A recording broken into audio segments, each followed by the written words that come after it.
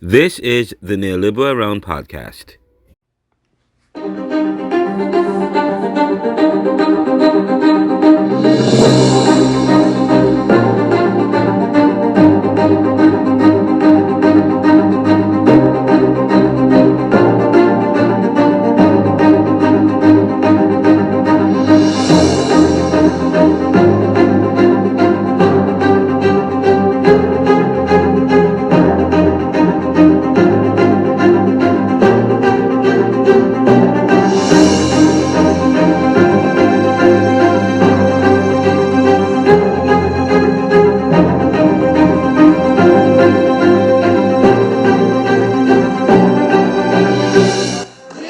Welcome to another episode of the podcast, of the Neoliberal podcast. Sheldon and I sat down, had a conversation. I think it was on Saturday or on Friday about what's going on in the country, in the U.S. Just we had a quick pulse. We talked about we haven't done a podcast in a while.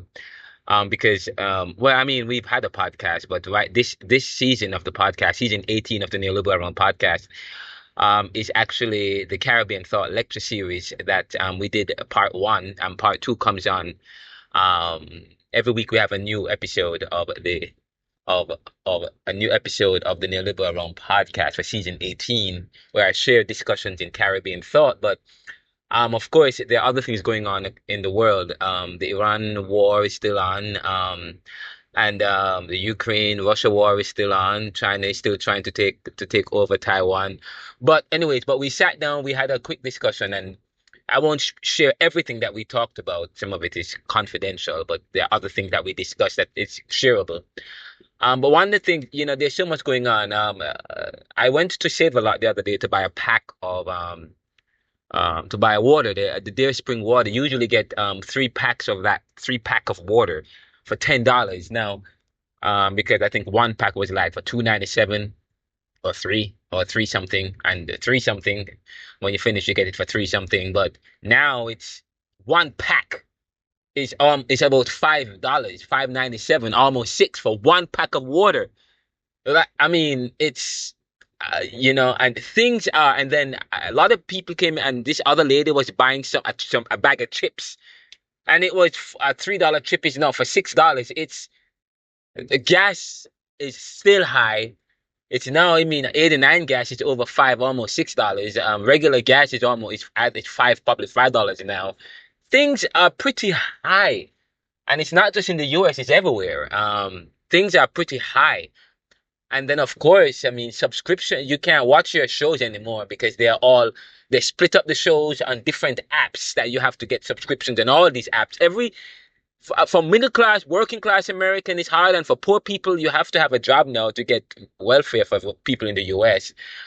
And then at the same time, the Republicans, or the people who control government, they are trying to change up the political map in order to secure and to guarantee their re-election, because they know that things are bad.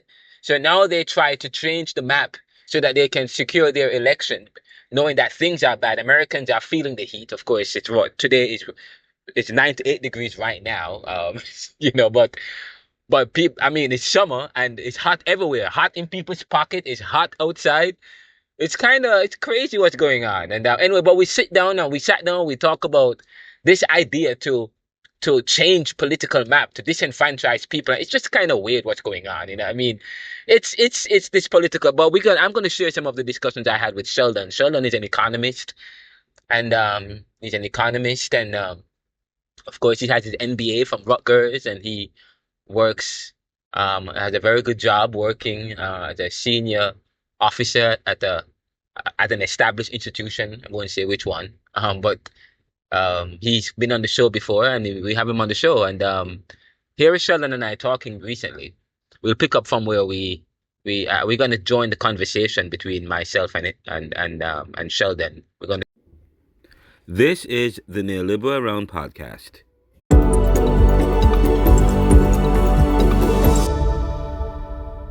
Across the country and stuff. But we could talk later. But I know Oh yeah, we should do it. We should do a podcast and talk about it. I just I think it's. I have I haven't read as much up on it as I really should, but I'm seeing it, and it's a bit concerning from. They're trying to win. The Republican Party realize that they may not win. They may not Well, win the midterms, and they want to maintain their majority.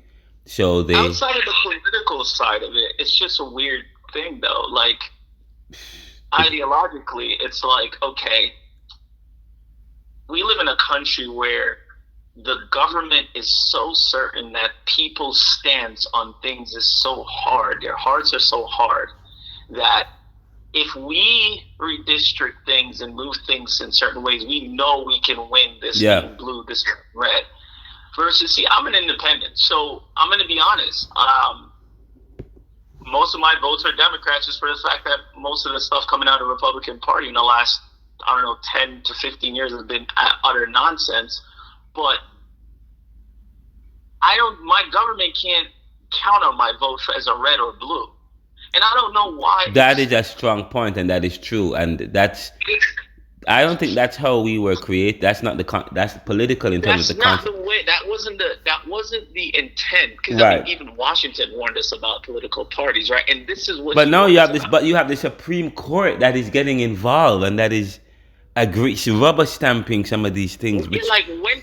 How can the Supreme Court? yeah, the tell Supreme me Court it I becomes can't so political. It was always political, though. Can I tell you? Yeah, but at the same time, it's like it goes back to voters. It's Yeah. like no matter what you see, it's like now political parties are like teams, right? Like like this is the team I root for. No matter what they do, I'm gonna support them.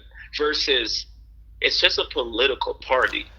Well, it goes against the democratic ideals. There is no, It does. and it's It's gonna not. It's not create. really. I think the only how do you respond to this revolution? Because if the system is set up to work in a certain way and it's not working in the way the courts aren't working the way it's supposed to be working, I don't the think house you're not gonna working, get the. then what happened to the country? How do we respond? Well, Because this is ridiculous. I don't think the revolution's gonna work No, because yeah, you're not gonna get the support because it's one of those things where people's political freedom is being taken away, yeah. but it's being done in a subtle way, and they're not noticing it. And it's like we're a country that champions freedom, and we champion individualism, but but it's individualism to a certain point.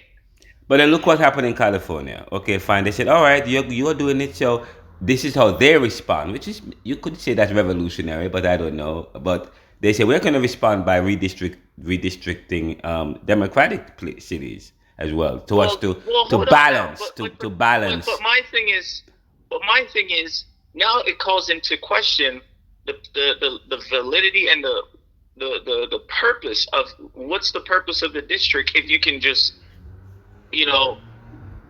shift it in any way you want to And disenfranchise people. I mean, then how can elections don't no longer become free and fair, because not only are we talking about election systems and how they act, but in terms of how the maps are drawn up, the very before you even have the election, it's unfair. Okay. No, absolutely. I saw this in New Jersey for years where it's like before you even vote, your vote doesn't count It because does not count. it's Yeah, already been determined. yeah, Like because the outcome has already been determined because of the districting. and how they draw the maps and so on. I'm telling you, so it's. But And the it's not like point you about can the free move. California I wanted to raise was that California decided to redistrict because they are responding to what the Republican districts are doing, or cities are doing, or states are doing. Yeah, I think But California's California, response was to the Texas, Supreme right? Court overturned it. But yet still, Republican cities are redrawing the map, and they approved it. Yeah, because South Carolina is doing that. Louisiana is going But to you that. see I how think it's weird?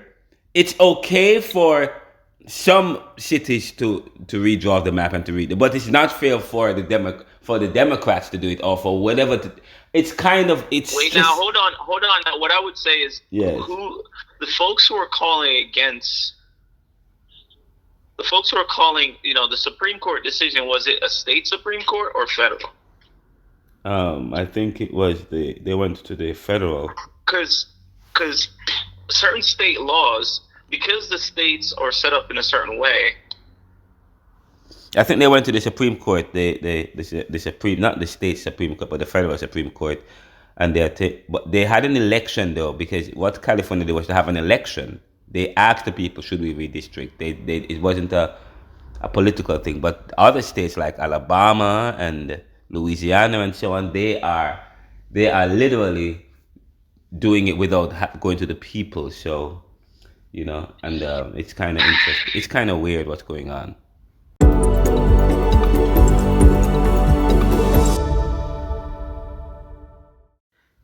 The federal the Supreme Court did not overturn California's redistricting ballot measure. Um,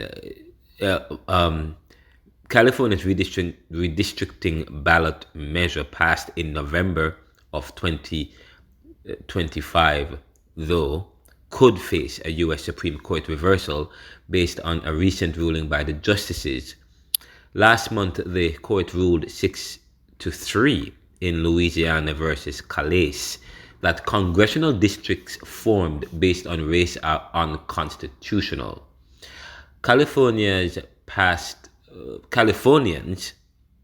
and not the politicians, not the California House of Representatives, not the governor, but the Californians passed Proposition 50 last fall, which seeks to add up to 5 additional Democratic seats in the state's congressional delegation.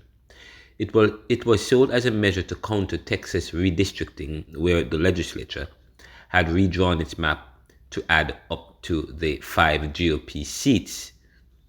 California's U.S. House delegation could go from a 43-9 split in favor of Democrats, with 2 current vacancies, to a 47-4 with 1 toss-up.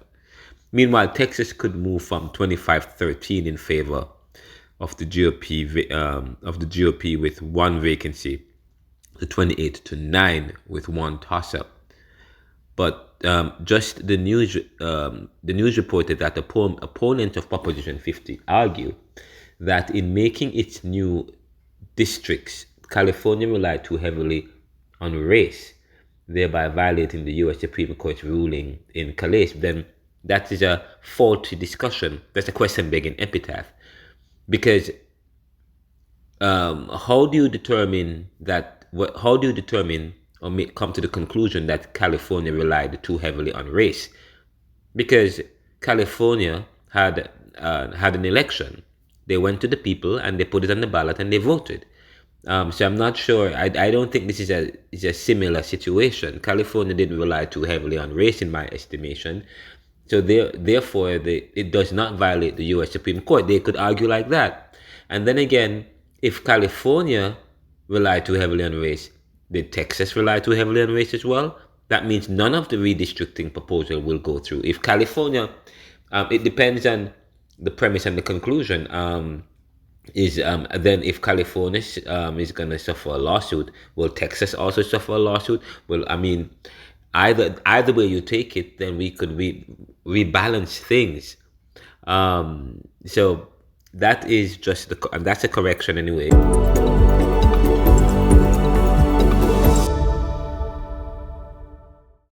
And we have to talk about it, but also how do you prevent this from happening? How do you change? But I mean, talking about it is definitely not helping. It seems. I mean, bringing light to some of these things is not helping. I think we have to be organized in order to stop some of these things. Just as how you can organize around the No Kings protests and so on, I think we have to deliberately and intentionally organize against political interference and disruptions, and in terms of getting with the democratic ideas. We also have to, we need to have town halls. The people need to get together and confront the judges and this is because this is not democracy. Okay. Well, folks aren't going to do that. I think I agree with you, and I absolutely agree with you. And I think it goes back to, man, this interview stands to tell. when Manley was saying, it's not democracy if you just go out and vote once every 4 years or every 5 years in Jamaica or whatever. Yes. Democracy is having the right to do with the resources and the properties in your environment, and having the ability to speak up, not being a cipher, and I think that what's pivotal in our society now is you have a lot of people just going through the emotions, just ciphers. It's time to vote. Like, they just send me my ballot. Okay, it's time for me to vote. That's Yes. democracy. Where and I work in government banking, so I go to these town meetings, and I'm like, if people actually go to the town meetings and some of these state Yes. assembly meetings for these state agencies, they will flip if they hear what their money's being used for. Like, I kid you not, I have a beef with my state of New Jersey. I used to like New Jersey, love it, some would say, until I started working in government banking and then going to these different agencies. I'm like, you guys are corrupt. Like, I have public officials telling me, literally, as a bank, that I need to make sure I hire this attorney because this attorney is their cousin and they won't work with me if I don't hire this attorney. Oh my God! Yes, when you come, and I'm like, yes, and I'm like, this is disgusting. I have people who are literally saying, you have mayors of towns in New Jersey who own law firms, and they're literally telling the county that anybody you work with have to work with my law firm. So as an elected official, you own a law firm, and you're telling that these stuff are happening. And it's not just Democrat or Republican; it's both Democrats it's the culture. These aren't Republicans. These aren't Republicans. They are Democrats. They're Democrats. Yeah, wow. So it's across the board. Yeah, it is. So it's just like, I'm just like, the people who suffer. Take, for instance, the media is full of shit too. Yeah. The mainstream media. Yes. Because they're sensationalizing all this propaganda and all these things. Oh, do not take for granted that the World Cup tickets on there is $150, and then they dropped it to 100, then to 98 or whatever. The problem is, and I see this in New Jersey more so, and the state has a reputation for being the most corrupt, and you don't know how corrupt until you start touching the numbers, and you're like, this is bad. Yeah. It's a lot of the systems that we have in government across the board they're 20 years old, they're 30 years old, they've never been modernized. And it's a lot of people who are in position to make the change, and they won't, because you know what? If it's not broke, don't fix it. They don't want to cause disruptions, whether it be politically or just in a cog in the machine. Like, they don't want to be the person that says, this is inefficient, we need to change it. While I disagree with how Elon was doing what he was doing, because there was clearly a personal agenda there, I'm telling you, the premise was not wrong. When I say the government is so inefficient, and this is coming from not just being a banker, being 12 years in the Army, there's so much waste that the government does and has with our money, it's ridiculous. That is true. Until the people become aware of it, until the people, everyday people isn't. Why do you think these town meetings are like 5 o'clock? No one's making a 5 o'clock meeting if you commute to work. Right, correct. Why do you think these meetings for the state are in the middle of the day at 10 o'clock when everyone else is at work, when the public can just sign up and go because it's open to public? Yeah. If you really hear the stuff that's going on in some of these meetings, because you can't, because these folks meet when you're at work or you're too busy. And the media don't cover these meetings. Okay. They don't. They really don't cover these meetings, what's going on. And you're so right. I actually share, and there's a gentleman that write about send me articles to the neoliberal, and he talks about what's going on in these cities, and he goes to these meetings and so on. It's quite interesting. And he talks about how they're gatekeeping and how they're not allowing others to get involved in these cities and so on. It's Waterlit, who wrote about the labor history of America, talks about the idea, the connectionism. And connectionism started roughly in the early 1900s. Nepotism and connectionism, and it continues today across the board. I think there's a lot of connections that's happening, and across the board. So they're all it's built in the capitalistic system of what I write against.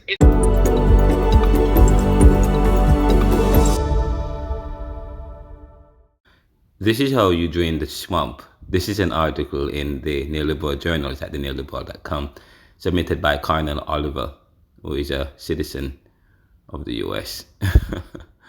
But he begins the article, which he submitted on March 31. He says, of this year, you all listen up. The people we elect, from city council to the mayor's office, hold the ultimate structure of power in our communities. And here's the problem. They appoint their stooges as gatekeepers, controlling access to that power. That's why so many communities, especially foundational Black American communities, never see real results. Of course, I have a problem with the term foundational Black Americans. But he writes that that's why so many communities, especially foundational Black American communities, never see real results. The idea of a foundational Black American communities is far-fetched because African Americans have been coming here from before Columbus. They've been here. Before 1777 or 76, there were Black people here. Moving across the Americas and coming from Africa. Okay, so the Black people we talk. So what is foundational Black America? The Black Americans who received civil rights during Martin Luther's time in the 1960s. Foundation are they? Who are foundational Black American? The slaves who came here. Okay, because some of them left and went to the Caribbean, and some of them from the Caribbean came here. Or are we talking about those who were already here, who intermingled with the local American Indian tribes? What are we talking about? But he says, but Colonel Oliver says, you all listen up. The people we elect from city council to the mayor's office hold the ultimate structure of power in our communities. And here's the problem. They appoint their stooges as gatekeepers, controlling access to that power. That's why so many communities, especially foundational Black American communities, never see real results. Let me break it down according to Colonel. Colonel says people always say chase the money, but that's a false narrative. The money is already there. You don't chase it. You chase the power that controls it. If you control the power, you control the money. Right now, the mayor appoints people. Whether Republican or Democrat, the mayor appoints people. The city council appoints people. Even the governor appoints people. We have no real say in the conditions of our neighborhoods. They decide what projects get funded, what initiatives move forward, and who gets left out. Here's an example. The Citizens Planning Advocacy, the Citizens Planning Advisory Committees, CPACs. These groups are supposed to represent our communities in planning decisions, but most members are appointed, not elected. That means the people making the decisions about zoning, land use, and local funding are handpicked by officials, not chosen by us. They are the gatekeepers. The community left out. This is why I'm taking action. That's according to Colonel Oliver. I've sent out public records requests and proposed in CPACs and other advisory bonds and other advisory boards be elected by the people. He says this is why I'm taking action. This is how he's taking action. I've sent out public record requests that propose that CPACs and other advisory boards be elected by the people with term limits, and that all recommendations flow through us before reaching the planning commission or city council. That's how we start draining the swamp, by putting the power back in our hands. When we, the people, and then here he goes again, foundational Black Americans, which is discriminatory and creating division within the African American community or within communities. But I would rather, when we, the people, have the power, he says, when we, the people, foundational Black Americans, I don't agree with that. I'm going to say, when we, the people, have the power, we control the money. That's why nothing never gets done. That's why we will never be able to effectively mitigate and mitigate against the power structure and the power basis, because here is he talking about one injustice but advocating for another injustice. I take exception to that. I'd rather say when we the people have the power, we control the money, we control the decisions, we control the projects that affect our schools, our neighborhoods, and our futures. That's real change. That's real accountability. That's how you stop appointed gatekeepers from deciding our fate. So I'm asking you, are you starting to catch on? This isn't just politics, it's about reclaiming power, leadership, and resources for our communities. Drain the swamp. Put the power where it belongs, with the people and with us. This was submitted by Colonel Oliver, and this goes in line with what Sheldon and I have been speaking about. The Neoliberal Podcast. And of course, there's an article in the Neoliberal journals at theneoliberal.com. Colonel Oliver, just so you know, is in Jacksonville, Florida, and he's talking about the situation in Jacksonville, Florida.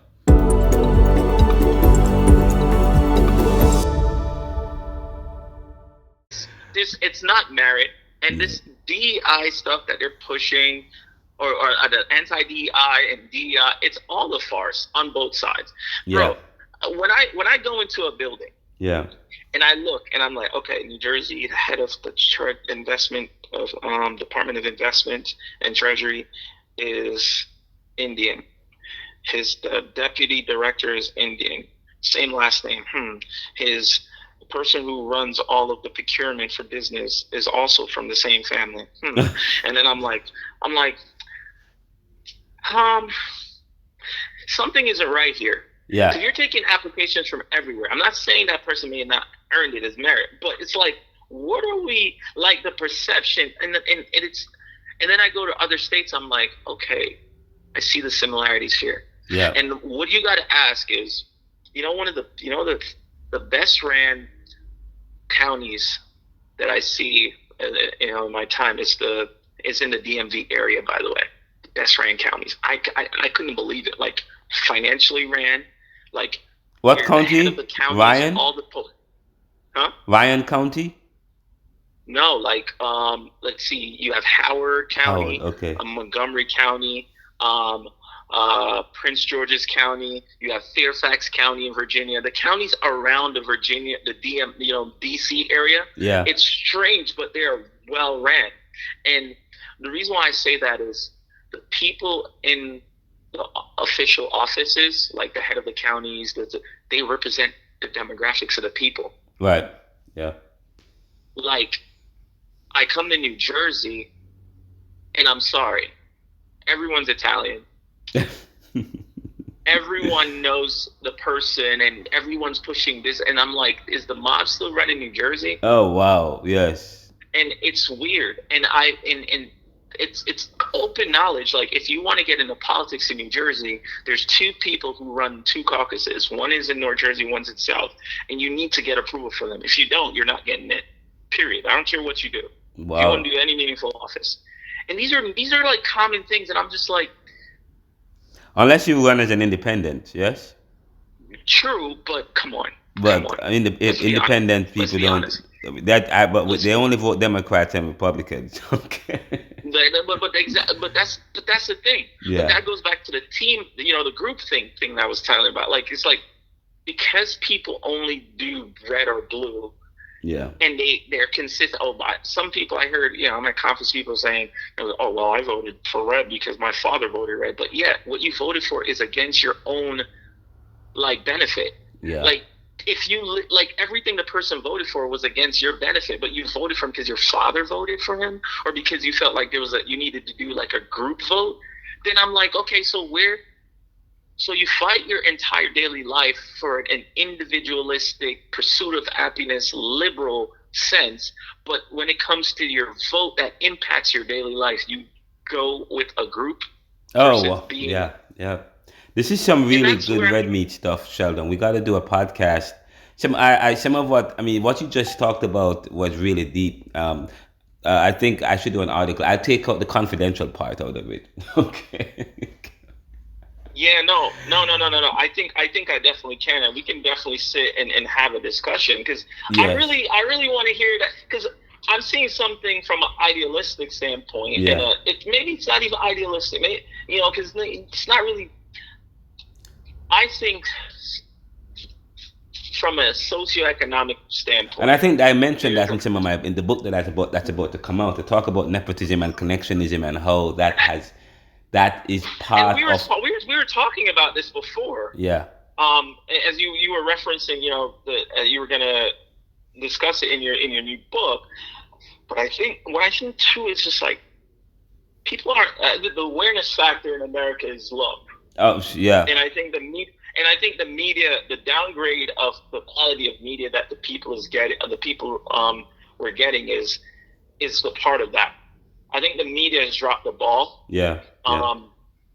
And I think when I think about certain things like, when I think about certain things like what connects, back in the days, people would get their news from, newspaper, and they would be a little bit more closer to the source. News wasn't digested as fast, but it also forced people to do more critical thinking, right? You didn't move to another topic right away, right? Right. So I think it gave people time to sit with things. But now, because there's this news blast, this clickbait culture where people aren't focusing, before you could actually have a proper debate or a general, think tank on one point, you get blasted with something else. Yeah. And I don't think you have the forums to do, social media has eliminated the forum for intellectual and healthy debate, because now it's like, how healthy is that platform, for actual progressive. I mean, and and then if you do write about these things and share it, you get very little views. Okay. The only thing that get views is the weirdest things. Sex and all these other dumb stuff. These are the only thing that get millions of views, and otherwise they don't promote you. They limit you. They give me a hard time to share to post up my stuff on Twitter. Sometimes it takes hours, and then it gets lost. Sometimes it ended up never posting up, and I have to be fighting with Twitter and Facebook to, it's kind of weird.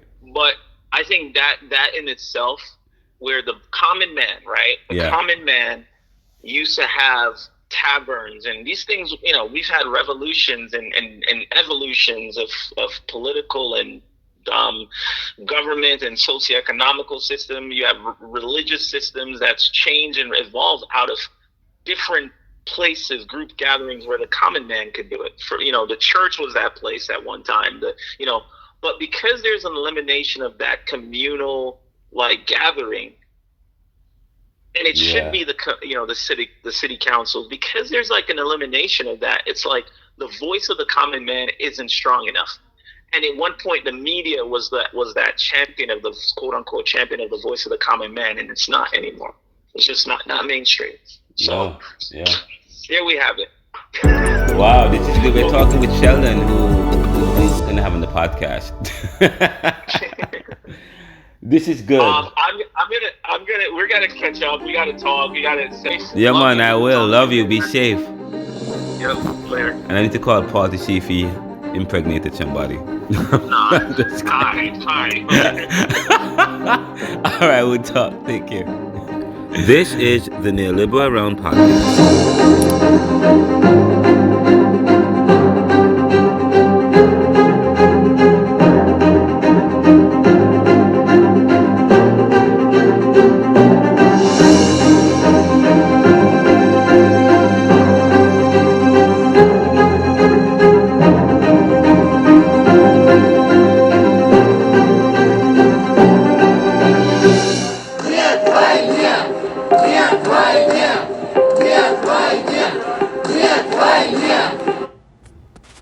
This is the Neoliberal Around podcast.